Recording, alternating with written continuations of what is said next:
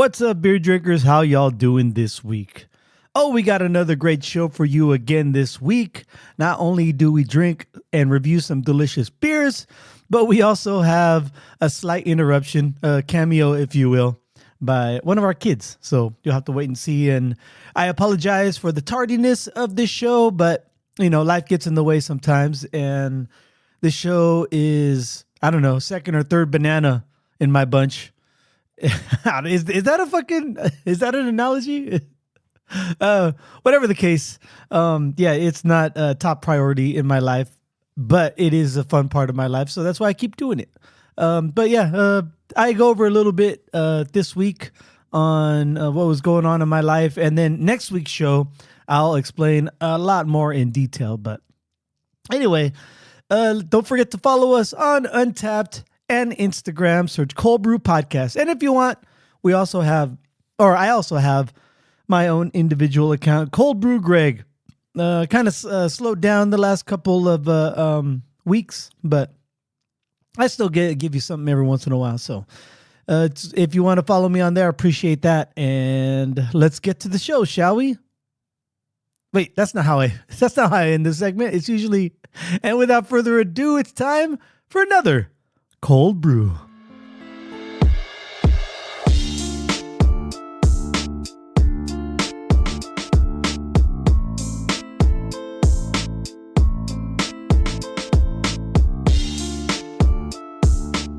Coming at you pre-recorded from Cöld Brüe Studios. I am Greg, he is Sorcerer Chromatic, and we're here to talk about beer.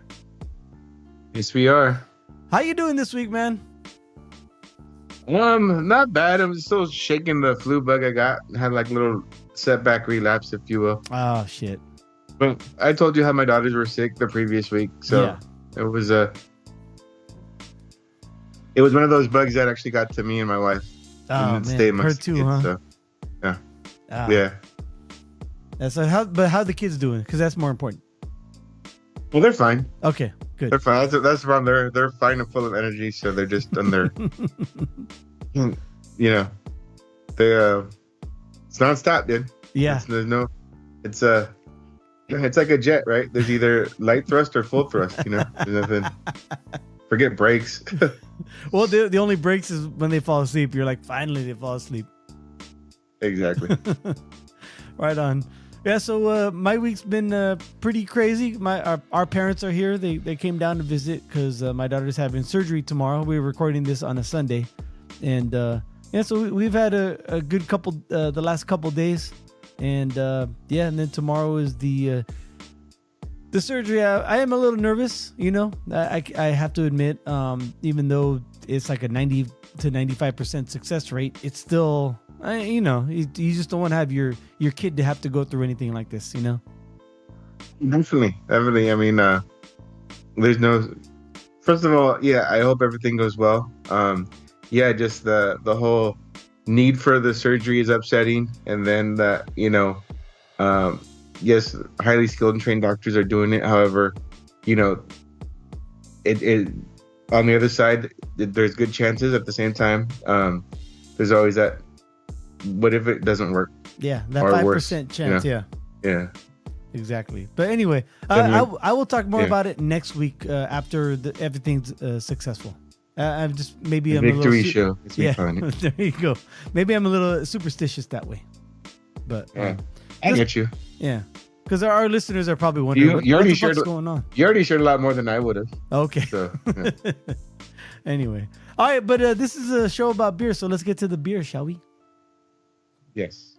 All right, so I have in front of me from our good friends up in Chicago, Illinois. Once again, Hop Butcher for the World. I will admit this week I got a little lazy and I didn't go out to the beer store.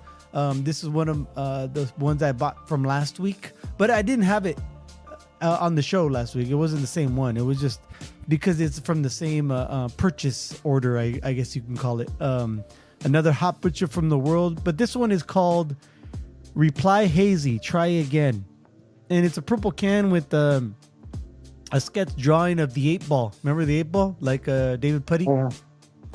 Anyway, so Reply Hazy, Try Again is a double hazy IPA or double New England IPA with Citra, Motueka, and Simcoe hopped double IPA, and it is a 7.5% alcohol by volume. So without further ado, pop off. What do you got? I have a beer from our good friends at 21st Amendment Brewery. They have their Imperial Golden Toasted Ale called Find Your Fortune. Ooh, nice. Wow. Imperial Golden Toasted Ale. I don't think I've ever heard of a category or that beer category before. That's interesting. Right. So here's where the Imperial is. It's a 7.5% alcohol by volume. Yeah. 35 IBUs. It is described with the lick of luck, a sip of chance, and a touch of serendipity. The possibilities are endless. Don't waste precious time waiting for fortunes to load. Savor the flavor of rich toasted sesame and vanilla with a kiss of sweetness and creamy finish. Your fortune is what you make of it, starting with one sip at a time. So the malts are two-row, pale, victory, and wheat. The hops are Cascade. Special ingredients are toasted sesame seeds, vanilla, and lactose. Very nice. Okay, so any further ado, pop up. Fortune and glory, Dr. Jones. Fortune and glory. Very nice. All right, so mine's really good. This is a nice. I'm saying, like, for all of you hop heads out there, the people who like IPAs, if you can get your hands on some Hop Butcher for the World, please do so. They brew a very excellent IPA. This one is the same as far as, you know, in line with all their other IPAs. It's got a tropical fruitiness to it, plus a little bit of like a citric zest to it. A little bit. I'm catching on the back end, and it's a super sweet. I shouldn't say super sweet. It's not like it has sugar in it, but just because of the high malt content, it does have a perception of sweetness to it. So it's sweet, it's tropical, zesty, fruity. It's really good. It's smooth too. I gotta say, it's really smooth. So yeah, I'm gonna rate this one pretty high later on during our Untapped portion of the show. How's your 21%? Or 21? Hold on, someone's here. Okay. Say hi, Theo Greg. You hear that? No, I didn't. Yeah.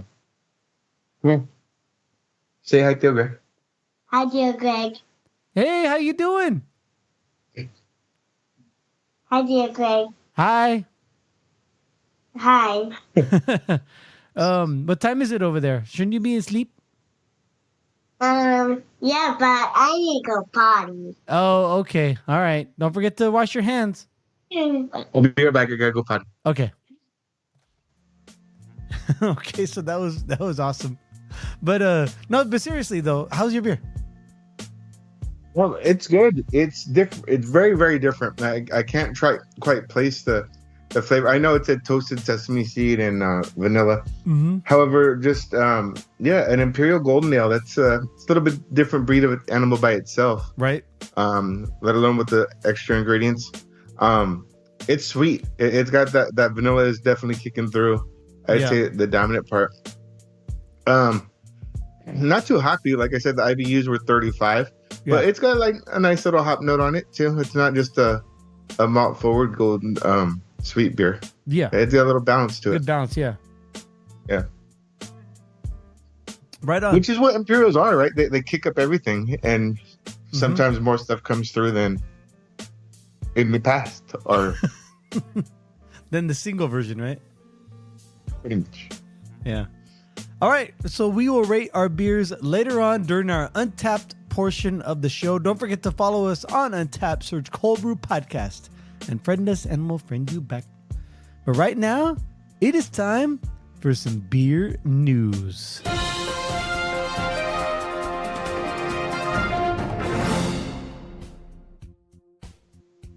All right, so in my ultimate wisdom and I did read a couple articles, but I really didn't vet this one too hard. But I really like the headline, so we're gonna talk about this one. This comes to us from Chow Hound, but written by Henna Bakshi. Why Costco's Kirkland brand light beer completely failed. Not just failed, but completely failed. So if you're a Costco shopper, you know the perks. You shop in bulk and you pay wholesale for everything from food, clothes, appliances, and even diamonds. Over the years, Costco signature alcohol selection has gotten rave reviews for flavor and price. Kirkland's signature brand vodkas are well loved, and Costco Scotch is even sourced from Scottish immigrant-owned distilleries. But it all came tumbling down when Kirkland released and soon discontinued its signature light beer. It was sold in 48 count cases for about 50 cents a can, totaling $22 plus tax. The light beer was 4.2% ABV. Sounds like That's nice. Sorry. No, go ahead. Sorry. I'm saying that's pretty nice for a light beer right there, right? Yeah, it's right there. It's right there with all the other ones. Sounds like a mega savings, right? But as soon as you took look at the nearly 10,000 ratings on Untapped, a beer review. Look for it right now. The Kirkland brand light beer, just so we can get the ratings on Untapped, because I don't think it has it on here. But as soon as you look at the nearly 10,000 ratings on Untapped, a beer review platform, you'll see measly couple stars out of 5 that many people gave it. The beer was discontinued in 2018, but even now people are bitter about it. Scathing reviews on Beer Advocate giving the beer a poor rating, with customers calling it water, not beer. It is a shame they even put the word beer on the can. Very bad beer, and one topping off all the insults by saying it tastes like battery acid. Are you on Untapped right now? Okay, 2 things. I got Kirkland Signature Light and Kirkland Signature Light Beer Batch 2. And then I got Kirkland Signature Hard Seltzer Lime. Come on, Untapped. Get seltzers off this app. Come on. You could have their own app for them. Yeah, right. Okay, so not the year one, but what is the other one at? Yeah, one of them is at 2.04, and then the batch 2 is at 2.15. Wow, so that one's just a slightly better batch. Yes. So that's bad. I don't know if I've ever had Kirkland brand light beer. Have you? Do you know? Have you ever tried it? I could hands up say no. I have never had that. Okay.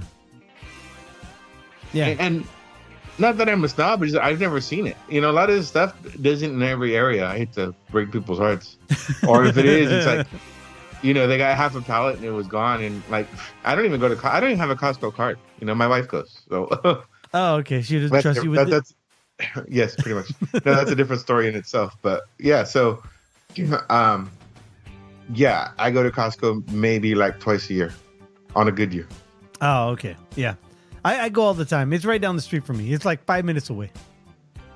Right. But I don't buy beer from there.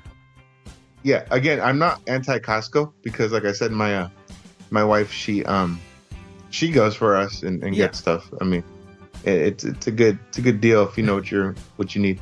Because she's afraid you're just gonna come back with chicken wings and beer. Oh, pretty much. Okay. All right, I got one more story or one more news article from the New York Post. I don't often read from the New York Post. It's usually like VinePair, right? That's like our main source. And Good Beer Hunting, a few other ones. But this one comes to us from the New York Post. Could I say a snarky joke? Sure. I don't read the New York Post. I color the New York Post. What was that one? Was it Top Secret? The one that Krause is a moron and believes only believes things he reads in the New York Post. Yeah, I know what you're talking about. Yeah, Top Secret. Yeah. All right. Written by Brooke Cato. Brewery launches pizza flavored beer with notes of crispy crust, tangy tomato sauce, and it's not even April Fool's yet, so this must be real. New Belgium Brewing Company has teamed up with the frozen pizza brand Tombstone to create iPizza A. It's IPA with the parentheses Itza in the middle. Pie-flavored brew. While it may seem like an unlikely duo, grabbing a slice and a pint is every classic bar's bread and butter. After all, people already make pizza dough with beer. But, I mean, you have to admit, a pizza and a beer is a fucking awesome combo, right? Definitely. You think pizza beer, burger beer, nachos beer, hot wings beer, or is it more of a subjective thing? Or is there an ultimate combo? Oh, ultimate combo? Ooh. Yeah, it is subjective too, because it depends on both the beer, The consumer? first of all, the right combo. Mm-hmm. You don't want to be drinking pizza and beer with a what do I want to say? Like you don't want a barrel aged bourbon stout with like a meat lover's pizza. It's not there's better combos than Maybe that. you do, but yeah, no, you can combo it right. But like I wouldn't do like a stout with wings. There's no way. Yeah. I mean, that's just not me. I like when I have, that's the thing. I rarely drink beer with a meal. I kind of just like it by itself. I'd rather have like I'd rather have like a soft drink to slam if I need a palate cleanser. Or even water.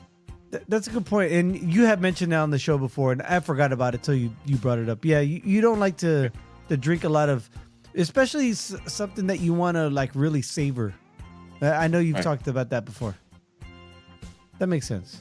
I mean, but then too, I mean, if it's simple, if it's bring it back to Costco. If it's just like the Kirkland pizza, yeah, just get a macro beer. I mean, you're definitely not being a gourmet critic by any means. You're just enjoying some of the I guess simple pleasures of life when you're at that point too. Yeah. Which in its own right is just as good as any meal, Right. Yeah. Exactly. So yeah, this is and this not only is it New Belgium, but it's also a part of the Voodoo Ranger series. According to the website, boozers. This person probably wrote boozers. Beer drinkers will get hints of crispy crust, tangy tomato sauce, and savory herbs and spices while sipping on the 7% limited edition Voodoo Ranger IPA made specifically for the boldest of beer and pizza lovers. The finishing pepperoni kick of heat that will make you reach for another slice or another pint, the brewery company's site reads. Just to go off on a slight tangent, Pizza Hut is partnering with a LA-based bagel company, and they're going to start releasing pizza bagels. Oh, geez. I know, right? I felt my waistline bulge just by saying that. Yeah. Anyway, so pizza beer. Voodoo Ranger's getting into the pizza beer. When you talk about experimental beers, it's hardly ever like the larger microbreweries. It's usually like the nano breweries. Like the first one that comes to mind is Martin House down in Texas. They have all those weird flavored beers, like not just the pickle beer, but like the ranch beer, the mac and cheese beer. Voodoo Ranger is jumping on the weird beer series with their Voodoo Ranger Tombstone IPA. All right, that's all I got. So that means it's time for everyone's favorite segment on Cöld Brüe, because it's my favorite segment. It's time for the Cöld Brüe List. As we proceed to give you what you need. Let me ask you this. Are you ready for March Madness? Ooh. Let me ask you this. What's a mid-major? Oh, a mid-major? That's like a program that's not really like top echelon, but it's not like you barely made it in. Right. That mean mid-major. So they're a mid-level team in a major conference. So in theory, if they played outside their conference, they'll probably win. You know, they could beat up a lot of other teams, but in their own home, they're not the top dogs. Right. Okay, but all that aside, I just have a list, and I just thought it'd be interesting. This kind of shows where a program is at too, because this is a list of the best college basketball arenas. Oh, okay. And that's funny you said that, because I was watching some of the conference championships, and like you notice like where they're playing, like, wow, this place is looks like a high school basketball court, and this other place, and it's got like nobody there, but it looks like a pro style arena. Exactly. I mean, I don't want to get into which college teams I've been to and stuff like that, but yeah, the ones around here, the gymnasiums, although they're nice, they're not like the big ones you see on TV. Right. Far from the pros. Yeah. So in honor of a lot of people's most popular and favorite term, I will do 16 in honor of the Sweet 16. Very nice. All right. So number 16 is the Carrier Dome in Syracuse, New York. That's home of Syracuse University. Makes sense. Number 15, Mizzou Arena in Missouri, USA. Very nice. Number 14. Here's an interesting name. The Pit. Oh, that is New Mexico. That's a great name. Yeah. It's in New Mexico, home of the University of New Mexico Fighting Mexican. That's not their name, is it really? No, I'm just The Fighting New Mexican. Yes. Wow. What are they? Totally PC incorrect. What are the old Mexican killers? Shit. New Mexico. I'm gonna have to look. Is it New Mexico State or just New Mexico University? It says University of New Mexico. Okay. I now I have to know what. Which, yeah. Our kids could never go to that school now.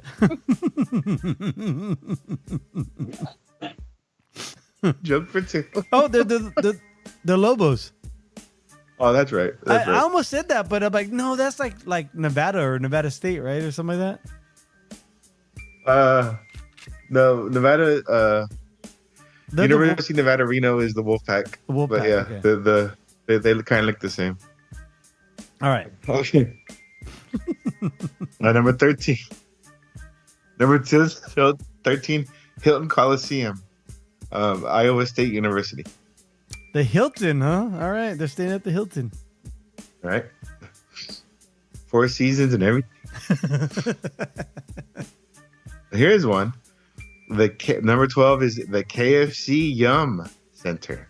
That's and there's an exclamation point after the Yum. By the way, the Yum Brands. Yum Brands owns like KFC and fucking everything, right? Like Pepsi and anyway.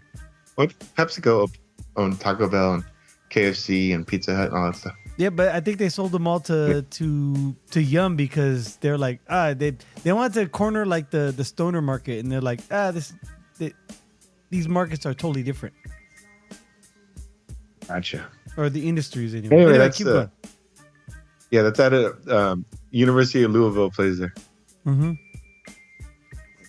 Number 11, the Dean Smith Center, Chapel Hill, North Carolina, University of North Carolina. So that's a big program right there. And Dean Smith was their legendary coach. Mm-hmm. Number 11, I'm sure it's nice. That's the thing. It doesn't say it might be an older university or facility too. Yeah. So maybe it's keeping it down. Because that's the thing too. I don't know if they actually built a new one or just named it after him too. You know what I mean?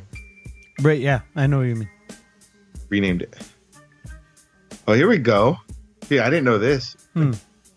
Number 10, a little building called the Madison Square Garden, Manhattan, New York City, New York, home of St. John's University. Oh, that's right. Yeah, they do play there, and MSG is like the mecca for pro, but they're only like number 7 in the college. And yeah, Okay. wow, it's crazy. I know St. John's is in New York and all that. I just kind of thought that they would have their own facility. Yeah, me too. But the only St. John's player I know that went to the NBA, I'm sure there's been dozens or hundreds, but Chris Mullin was the St. John's. Oh yeah, well, Bay Area native, but there's been a few. Oh man, I think he was on Mac. He was either on McAfee or Rappaport. He had a bomb ass interview with them. He was telling all these crazy New York street ball stories, and not just New York street ball stories, but like like high school and college rivalries too. On basically just with New York guys. It's crazy. That's forward me that. I'll have to find that for you. Yeah. Yeah. And this was pre-crazy Rappaport, not current Rappaport. So it's probably a few months old. Okay. Number 9, the Cintas Center, Ohio, USA. They don't say what school plays there. I would assume it would be the University or Ohio State. Hold on, Cintas Center, like the uniform company. Cintas Center is in. Oh, I spelled Cintas wrong. My bad. Or you know what? It go ahead, keep going. That's all I got. Oh, okay. Cincinnati. So the Bearcats play there. Oh, okay. That makes sense. They're good folks. Yeah. Here's one. The CenturyLink Center in Vassar City, Louisiana. Oh, okay. So yeah, way down there, the LSU Tigers, right? I guess so. That's the thing. This one doesn't have a school affiliated with it. Right. Number 7 is the WVU Coliseum, West Virginia University. Oh, okay. Is there. Number 6. Here you go. Your neck of the woods. The McKay Center, Tucson, Arizona. University of Arizona. Yeah, and they have a good program this year. They show up in the West. Mm-hmm. Number 5, the Hinkle Fieldhouse in Indianapolis, Indiana, home of Butler University. Number 4, Assembly Hall in Bloomington, Indiana, home of Indiana University. Mm-hmm. Oh, little interstate rivalry there. Yep. Number 3, Cameron Indoor Arena, Stadium, North Carolina, home of Duke. Duke, yeah. Number 2, the Mackey Arena in Indiana, in West Lafayette, home of the Purdue Boilermakers. Oh yeah, they're one of the favorites to win the whole thing, even though they lost the conference championship. Fucking dumbasses. I lost money on them. Go ahead. Number 1 is Allen Fieldhouse, Kansas, home of the University of Kansas, the Jayhawks. The Jayhawks. I like when they call it the field house. It makes it seem like very retro or vintage. Yeah, that's another thing too. It's not like an arena for like sports and music or tractor pulls or whatever. It's like no, it's just a building, out in the middle of nowhere, and we play basketball there. You know, it's kind of like in the middle of the field. There's a house there, so we can play basketball. Yes. Very There's a house in Georgia. in Indiana. Nice. Do you have any feel like for this year's NCAA tournament, like as far as like who's gonna win, or are you like really not that tied into college basketball until this time rolls around, like most of us and me?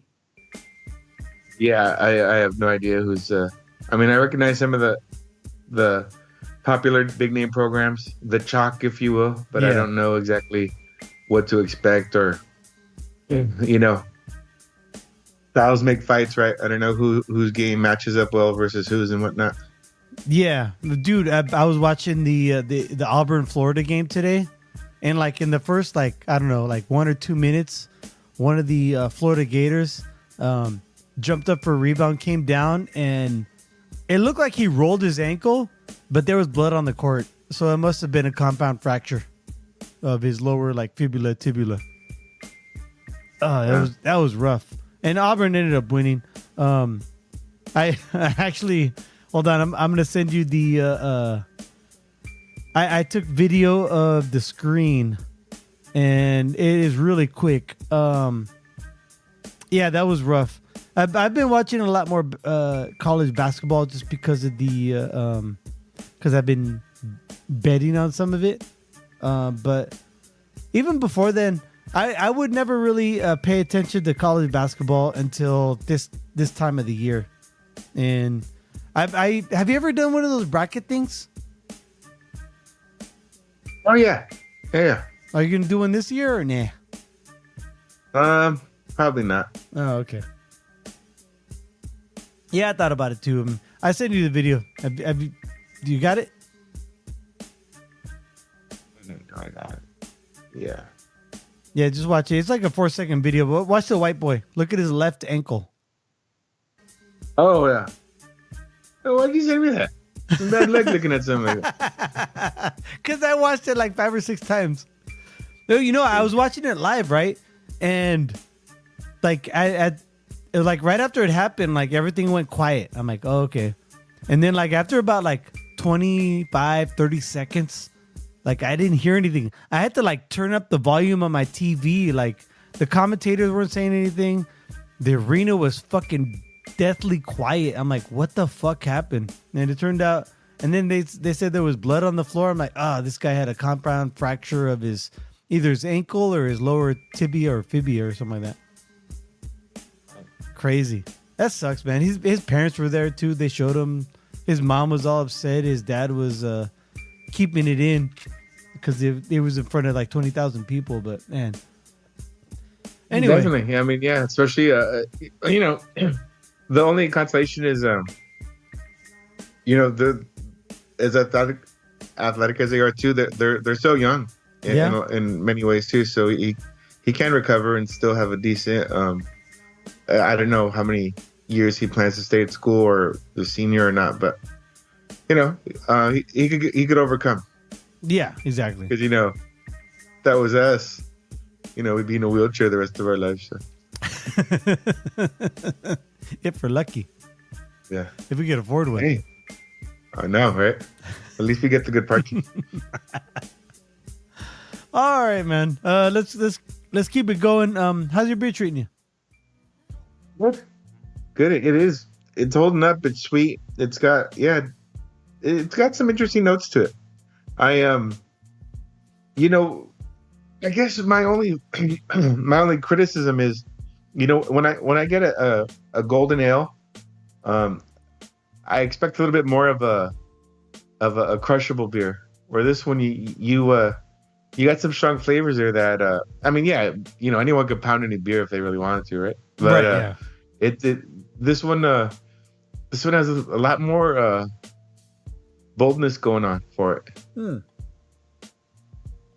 All right, so we will rate our beers right now on Untappd. You had I remember it was 21st Amendment, but I forgot what it was called. I know it was a golden toasted ale, but it's called Find Your Fortune. Oh yeah,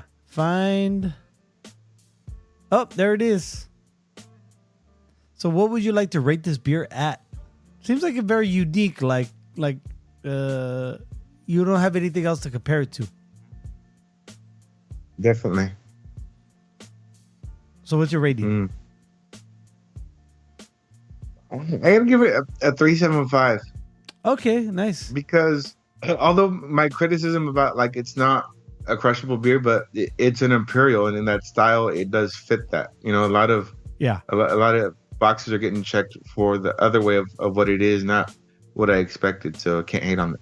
Okay. What notes would you like to leave it? Can't hate on it. Sweet, strong, and balanced. Strong, and balanced. Very nice. Save and check in. Let me close all these pinche boxes and go back to it so I could tell you that it has an overall rating of 3.62. None of our friends have rated it as of this moment. So you gave it a little cold brew bump. I had by Hop Butcher from the World their Reply Hazy Try Again. I like this one, man. I like this one a lot. I'm gonna give it a 4.5. I was about to say 4.6, but we no longer have the tenths, so I have to give it a 4.5.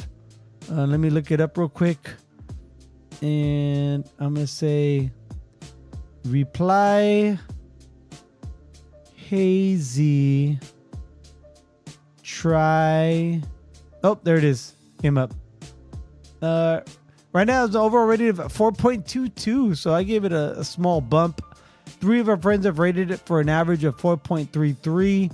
Kane M gave it a 4.25. Eric Stump gave it a 4.25. Jason M gave it a 4.5. So me and Jason M are right on. We're simpatico. 4.5. And I'm going to say it is smooth and juicy.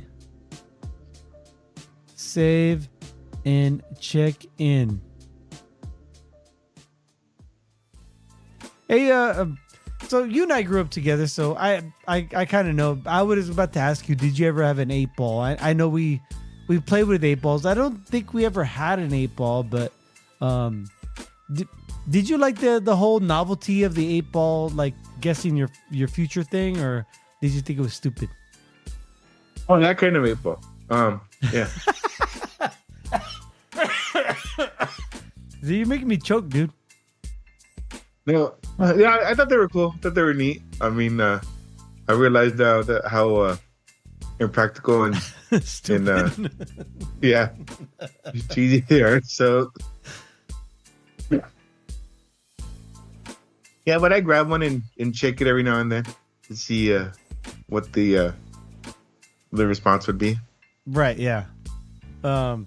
I always like in the movies when they had an 8-ball, like in the scene. It's usually comedies, right? And they shake it up and they say something stupid, like something that wouldn't even be in the 8-ball, but the props department made it the punchline for the joke.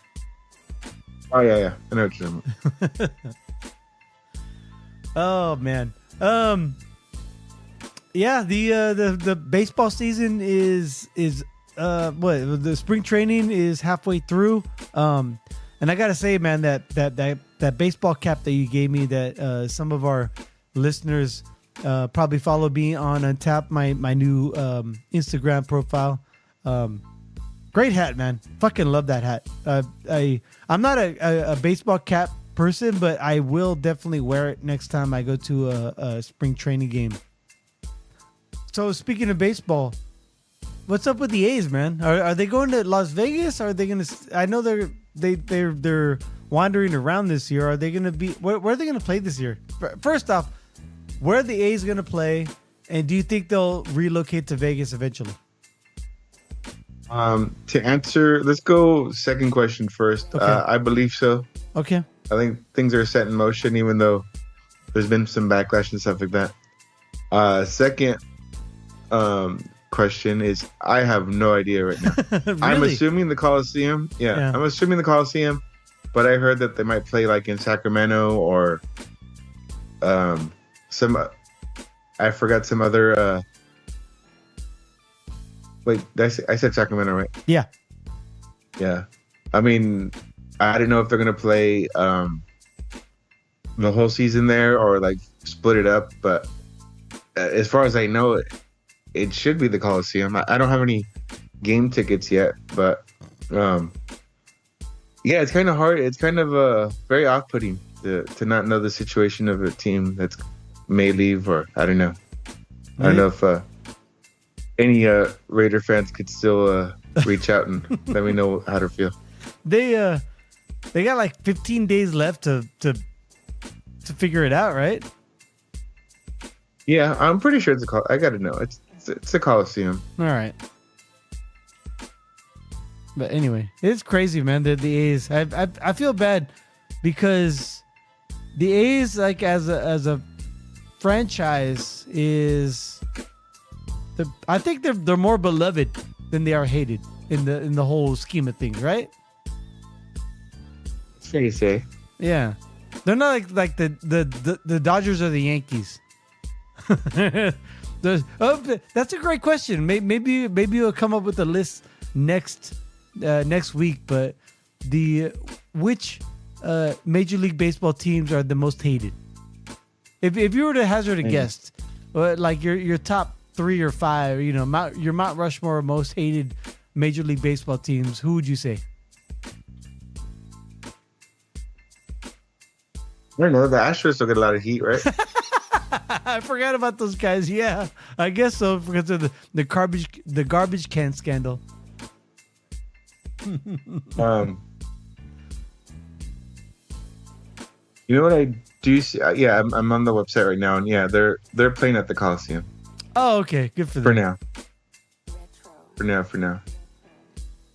For me, I would say it's the Dodgers, the Yankees, probably. Well, dude, don't bury the lead next week. No, it's fine. These are our guesses. I'm sure they're in the top 5, but for me, it'd be the Dodgers. Dodgers are number 1 because I'm a Giants fan. I would say.